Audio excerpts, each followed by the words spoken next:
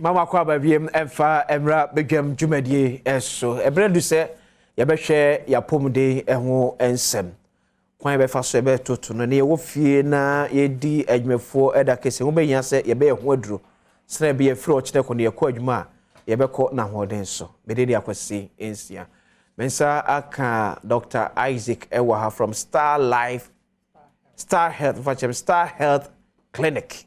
Star Health Clinic. Ewa ni mabedi enkomo na yare.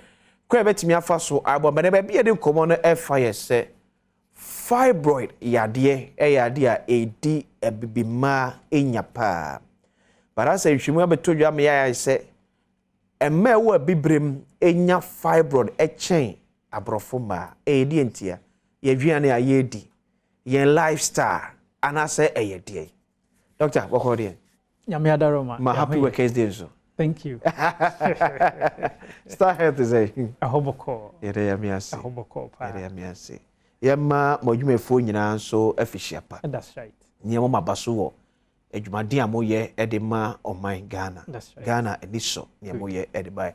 Doctor, me share fibroid. What the catch reached him over the years, Amiatia say, Adokra, but I say, my own Shimubia say, ya come here, say, a ma, a word bibrim. Fibroid, ye ma, a mema, dear, but a man, a memanya. Yeah, a man quani. Okay, good. Eti, I say, a quack, say, a man, a wo, a bibrim, no. Enya, ne dodo. Good. Are they? I mentioned her phone, na, and then, discussion we about baby. Empo bema awa wari ana ochina na be wari ozo kra be boa because obetimi aboa na wasi enema bia no kwan ewo yire awa wari no ana obe wari no eho ana se utie na wanya fibroid what is say yes wanya fibroid pain a jade oye bia ne tie we very attentively na fa afutu ayede man na enko boa we pa ye hwe wiase nyina African women na yako America honum na yeta record cases bebrea African women ene tanya yare fibroid and say black Americans no omo munya fibroid yare no bebre and over the years questions bebre about who and researchers bebre so and akoso and just recently I dare say your team here our America the omoye say they investigate and do more researches about Arabia aba then na the way out no omode aba that is the American Journal of Epidemiology and just recently almost started research be 2012 and last year December no 2022 and we release findings now omanya and the findings would say the anti-African women enya fibroid yare ana awudie mu yare enya fibroid nko say ye endometriosis say ye obane menses na emma yi ana emma kra enso no ndu menopause awudie mu yare ahodo ovarian cyst no nyina no research ni beda adi me behu say oba ode hair relaxer eye niti eye prone to getting awudie mu yare bebre Enkuya ni twi yetie. Eye enku bi anase ye was specific enema bi ye wo enku bi mu a ekofa sare ndeba. Enku bi a obade ye niti. E de twi niti. De relaxing niti, de styling niti, e de straightening niti.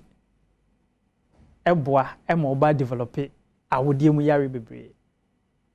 E twetwe aso ye pa. Wow. The reason being that is that enku na ma de twi omuti no. Formulation no your chemical biome I am friend of folate APHTHALAT and I is also folate and so folate in the area say a blockade oba the endocrine system no endocrine system near glands are secrete hormones hormones na bet me aboa say oba bebu ne nsa hormones corona na be regulate so oba no beto kosua hormones corona na be regulate so oba no be good mood mu obe feel for sex on feel for sex if I just hormones corona na this adwuma ni nyina nti now ekobasa gland na a secrete hormone no a ka endocrine system ne ho no we use relaxer e de yoti ana otwe uti a e block endocrine system no e mane secrete hormones ni biom ana e secrete kra enye balanced e be ye basabasa okay me ponti enku na ode aye utim na ade twe no emete egu uti na se nipadua ni nyina no okay nipadua no mu nyina no skin no and the largest organ okay and skin no pulse into kitinkiti wo yeah nti so the bibi kan skin it goes directly to your bloodstream okay what the bibi kan otimi it goes directly to your bloodstream e pa what I say nti now obey trinity nyina no e ade se sa chemical na e wo hair relaxer ne nku no mo de twom ti na e friend folate no okay ekọ ne blood system ne bloodstream ne mo system ne mo ekọ mo a de ya na say a disturb endocrine system no okay secrete hormones ama hormones na regulate oba nsabuo a regulate oba so bebu ne nsa yie se oba no obetokosua se oba no betimi afanyi nsan saa ne mani nyina no ade se folate no ko disturb hormones it was a security na regulated those things no nti eba na sa wo ba kro no ade se obetime develop our dem yare easily because ye discuss fibroid some time ago no ye can say fibroid no mostly say ebe appear na ebe grow no ade se oba ne hormones no and they responsible say obetime abenya fibroid nti akoba say hormones ne imbalanced yeah akobro so in a way that is why your fibroid eba and now ade ba ko eboa ma hormones ne imbalanced a hair relaxer chemical na woman atwieti e ma de twi omuti that is one Dr. Benedict because the man so omuja omuti twi a bebre ahofe e beto form the woman say within the whole year no nka oba ba twi ni ti a wa twi abro so a should be more than 6 or 7 times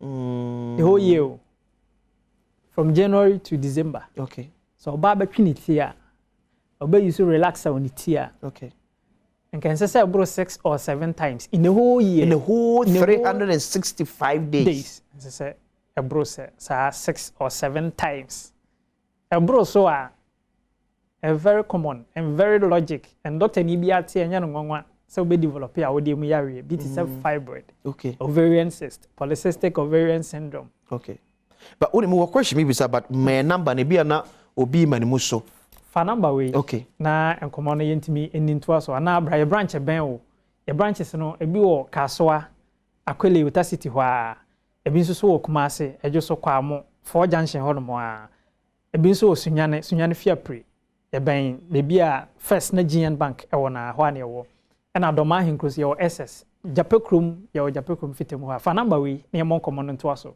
number abefre na obenya Star Health Clinic no 0249 200 555. Missing number no be 0249 0249 200 555 555. It's the last 5 near 3. That's right. 0249 200 555. With the number ye frame. Enti says in the ekaka say ye me any natural hair no ho. On say the nti abrofo ma no munya bi ne say o muntwe omuti o. Dey bi o. Hey. Broni ba ntweniti. African ni no person ntweniti na o kwete say broni ba. Broni ba ntweniti. On say the trim unity na. O style ne keke. Okay. On ntweniti. On use relaxer on ntweniti. Papa George say. Okay. And this Africans ye be hu say dey tie na ya boye brabo sede e wose ye bo a yanzu ye bedoje sane ma wenu ba hope say guto de o de fam anya hwe eno de anya hwe guto de ye duru ankasa mpo okay ai matimi mpofu timi fu kama pa with guto keke okay Doctor Nyamenchira we bie ni anopai sa holiday nke ya ntene fi ahwe Adom TV anke aye ho pa eti yensua emfa enfim number no last one biem na fa number we na yembon command to aso 0249 200 555 na ema oro mfi se Star Health Clinic yɛne fibroid expert no without surgery ɛna ɛtumi treat you fibroid no wabrase kan bi anka ho ɛnkyɛn nso so britiawa bi na wawie nti no ɛna nya a wode mu yareɛ ɛne awoɔ ho nsɛm nko a ne yɛ yareɛ ahodoɔ no nyinaa frɛ number no ɔbaa ɛbɛtumi aboa fa number no na frɛ na yɛn director ma branch bɛn o na yɛn boa wie pa okay Edi Star Health Clinic na mo se no mo etwe enkomo no nti yesua bibi e de efri mo me yiri se onso betu anamo ewo ho frɛ number no se ne doctor eni enkomo hwewei ye ba sie